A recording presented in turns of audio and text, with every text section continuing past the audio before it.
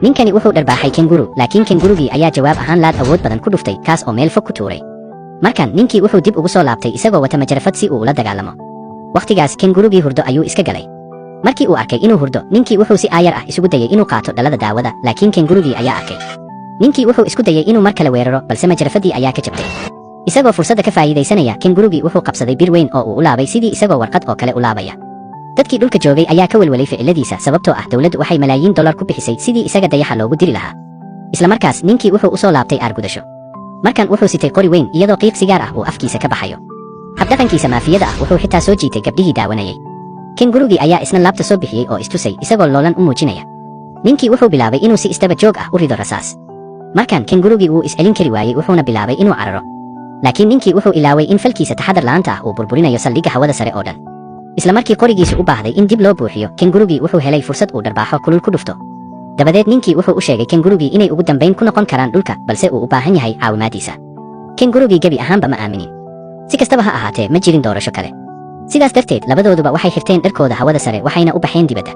waxay ahayd inay gaaraan dhinaca kale ee dayaxa. halkaas waxay ka soo qaadi lahaayeen bam nukliyeer ah oo ku jiray saldhig kale. haddii aysan gaarin ka hor qorax dhaca, gaarigooda wuu istaagi lahaa. waxay isku dayeen intii karaankooda ah inay soo jeedaan sababtoo ah haddii gaarigu istaago waxay la macno ahayd geeri. dadkii dhulka joogay waxay si toos ah u daawanayeen geesinimadooda. kadib safar maalmo qaatay, waxay ugu dambayn heleen bamkii nukliyeerka. hadda waxaa keliya u harsanaa inay ku xidhaan dayax gacmeedka. laakiin kengurugii wuxuu bilaabay inuu ku ciyaaro bamkii. ninkii aad buu u xanaaqay wuxuuna kengurugii ku xidhay qol yar. isagoon wakhti lumin wuxuu bilaabay inuu u dhaqaaqo dhankii dayax gacmeedka. laakiin si lama filaan ah, qolkii kenguruga uu ku jiray ayaa ka go'ay gaarigii. markii uu in door ah socday, ninkii wuu gartay waxa dhacay, laakiin goor ayay goortay ahayd. wakhti yar ayaa u harsanaa, sidaas darteed dib u noqoshadu suuragal ma ahayn.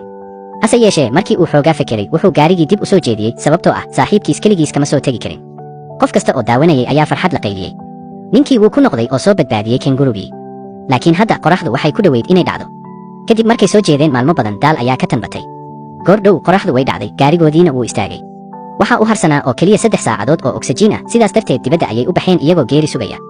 dadku waxay u maleeyeen in ninkii uu quustay, laakiin si lama filaan ah ayuu feker helay. wuxuu gaari ka sameeyey qolkii goy wuxuuna ka codsaday kengurugii inuu jiido. isla markiiba god weyn ayaa hor yimid, laakiin ninkii ma uusan istaagin. ugu dambayntiina labadooduba way ka gudbeen. intaas kadib wuxuu si nabad ah ku geeyey bamkii nukliyeerka saldhigoodii. laakiin markii uu u dhaqaaqay dhankii dhagaxa weynaa ee ku soo socday dhulka si uu u burburiyo, jajab yar oo dhagax ah ayaa ku dhacay dayax gacmeedkiisa.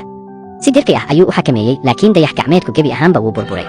sidaas darteed isaga ayaa isku qaaday bamkii nukliyeerka, wuxuuna ugu dambayntii burburiyey dhagaxaas weyn isagoo badbaadiyey aadanaha, laakiin naftiisa ayuu ku waayey. haddaad fursad u hesho inaad dayaxa aado, ma aadi lahayd xitaa haddii uu kenguru ku sugayo.